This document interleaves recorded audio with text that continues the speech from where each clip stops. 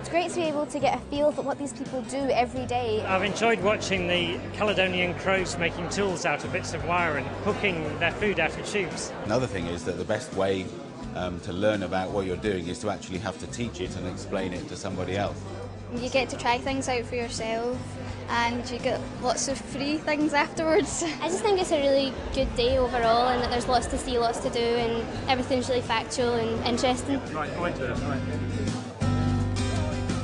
Science is transforming what we know about ourselves. I mean, it's transforming the material basis of life.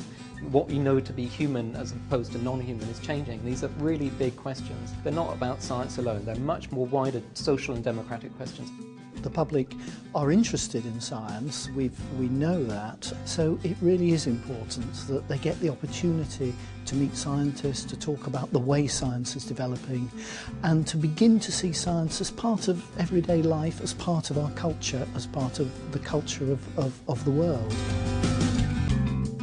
I want to become a physics professor, so this has helped me a lot. And it's a fantastic opportunity here to see so many people so excited about science and seeing to sort of share their knowledge with other people. I think it's extremely important for scientists to communicate science to the public because it affects them, it affects everybody, everyday life. I thought scientists were always kind of stuck-up guys in lab coats going insane, but today it's just showing me that they're quite normal.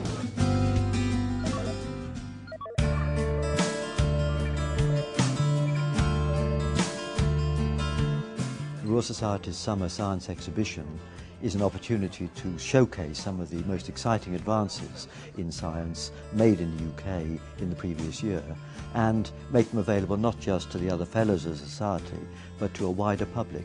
And we hope very much that the young people who come to this exhibition will get a feel for the excitement of science and the range of science and the opportunities which they would have if they took it up as a career.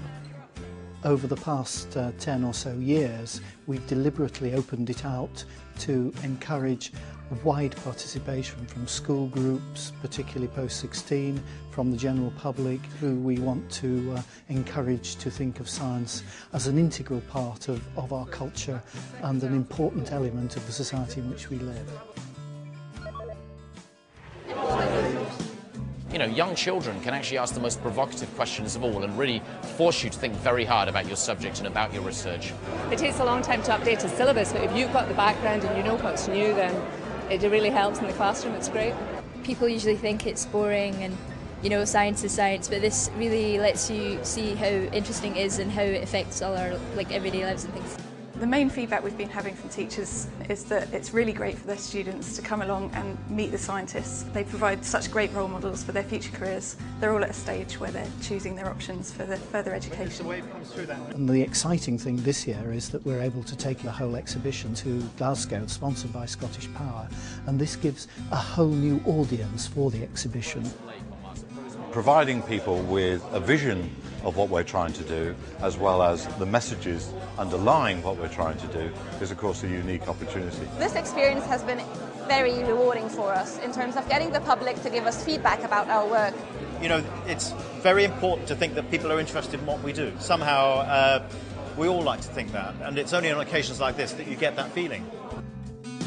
There is no doubt in my mind that if someone comes to this event, it will change the way they look at the world.